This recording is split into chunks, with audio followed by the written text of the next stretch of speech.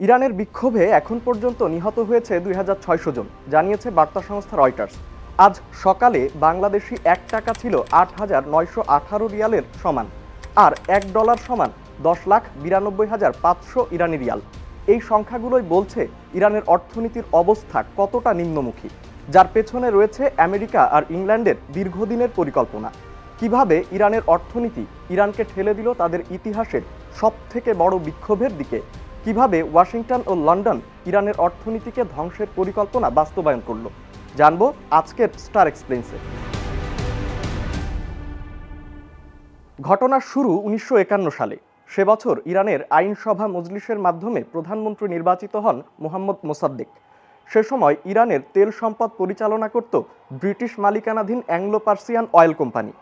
প্রধানমন্ত্রী মোসাদ্দেক ইরানে পরিচালিত অ্যাংলো পার্সিয়ান অয়েল কোম্পানিকে জাতীয়করণ করেন, যা ব্রিটিশ ও মার্কিনিরা একদমই পছন্দ করেনি। তৎকালীন ব্রিটিশ সরকার ইরানের তেলের ওপর নিষেধাজ্ঞা জারি করে। সেই সঙ্গে ইরানের তেলের বাজার থেকে সরে যায় তারা। তেলের বাজারে নিষেধাজ্ঞা থাকায় ইরান রাজনৈতিক ও অর্থনৈতিকভাবে সংকটে পড়ে। তৎকালীন প্রধানমন্ত্রী মোসাদ্দেক ইরানে তেলের বিকল্প বাজার তৎক্ষণাৎ খুঁজে বের করতে ব্যর্থ হন, যার ফলে ইরানের পুরো অর্থনীতি প্রচণ্ডভাবে ধাক্কা খায়। মোসাদ্দেক তা সামাল দিতেও ব্যর্থ হন। দেশে বিদেশে মোসাদ্দেকের বিরুদ্ধে ষড়যন্ত্র তৈরি হতে শুরু করে। 1953 সালে ব্রিটিশ ও মার্কিন গোয়েন্দাদের সহায়তায় ইরানের সেনাবাহিনী প্রধানমন্ত্রী মোহাম্মদ মোসাদ্দেককে ক্ষমতাচ্যুত করে। মোসাদ্দেককে সরিয়ে যুক্তরাজ্য ও যুক্তরাষ্ট্রের পছন্দের শাহ মোহাম্মদ রেজা পাহলাভিকে ইরানের ক্ষমতায় বসানো হয়। রেজা পাহলাভি ক্ষমতায় টিকে থাকার জন্য পশ্চিমাদের ওপর ভীষণভাবে নির্ভরশীল হয়ে পড়েন।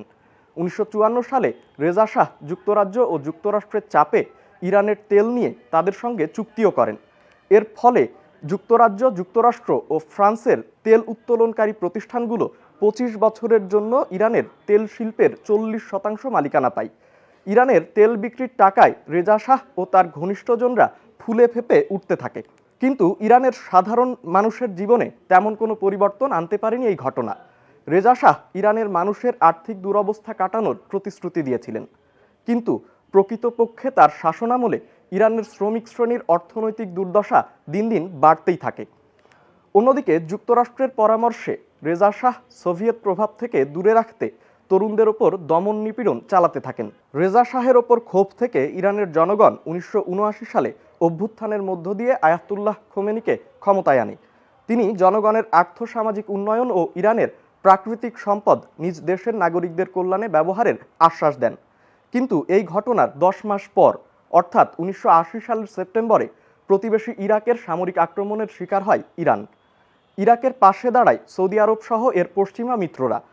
পশ্চিমের সাহায্যে শক্তিশালী ইরাকের এমন অপ্রত্যাশিত ও অনাকাঙ্ক্ষিত হামলা ইরানের অর্থনীতিকে আবারও চরমভাবে ধাক্কা দেয়। অন্যদিকে 1979 সালের ডিসেম্বরে প্রতিবেশী আফগানিস্তানে সামরিক অভিযান চালায় পরাশক্তি সোভিয়েত ইউনিয়ন। সেই দখলদারিত্বের প্রতিবাদ করে তেহরান যখন মস্কোর বিরুদ্ধে যায়, ঠিক তখনই ইরাক আগ্রাসন চালায় ইরানে। ফলে সোভিয়েত ইউনিয়ন থেকে বেশি দামে অস্ত্র কিনতে হয় ইরানকে। অপরদিকে সোভিয়েত আগ্রাসনের কারণে আফগানিস্তান থেকে লাখো শরণার্থী প্রতিবেশী ইরানে আশ্রয় নিতে থাকে। তখন ইরানে পরিস্থিতি এমন ছিল, এর পশ্চিম সীমান্তে যুদ্ধ ও পূর্ব সীমান্তে শরণার্থী। এরপরও ইরানের সঙ্গে দীর্ঘ 8 বছরের যুদ্ধ শেষে ইরান যখন ক্ষয়ক্ষতি কাটিয়ে ওঠার সুযোগ খুঁজছিল, তখন যুক্তরাষ্ট্র এই উপসাগরীয় দেশটির ওপর আর্থিক নিষেধাজ্ঞা আরও তীব্র করে। 1992 সালে সিনিয়র বুশের আর্থিক নিষেধাজ্ঞার কারণে ইরানের তেল বাণিজ্য ভয়াবহ সংকটের মুখে পড়ে। এর 10 বছর পর 2002 সালে জর্জ বুশ জুনিয়র ক্ষমতায় এসে ইরানকে শয়তানের অক্ষ হিসেবে বর্ণনা দেন।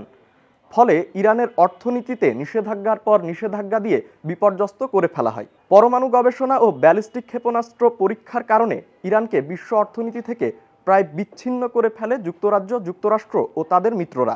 এদিকে গোপনে বিক্রি করা তেলের টাকায় ইরান মধ্যপ্রাচ্যে নিজেদের প্রতিরোধ বলয় গড়ে তুলতে শুরু করে। ইরানের বিরুদ্ধে হিজবুল্লাহ, হুতি ও হামাসের মতো সশস্ত্র গোষ্ঠীগুলোর পৃষ্ঠপোষকতার অভিযোগও ওঠে। আন্তর্জাতিক বিশ্লেষকদের মতে ইরান সরকার নিজ দেশের জনগণের ভাগ্য উন্নয়নের পরিবর্তে মধ্যপ্রাচ্যে প্রভাব বিস্তার করতে বিপুল পরিমাণ অর্থ খরচ করেছে। নিজ দেশের জনগণ এর প্রতিবাদ করলে তাও দমন করা হয় কঠোর হাতে। সেই অর্থনৈতিক দুর্দশার প্রতিবাদ হিসেবে দেশটিতে শুরু হয়েছে চলমান এই সরকার বিরোধী আন্দোলন।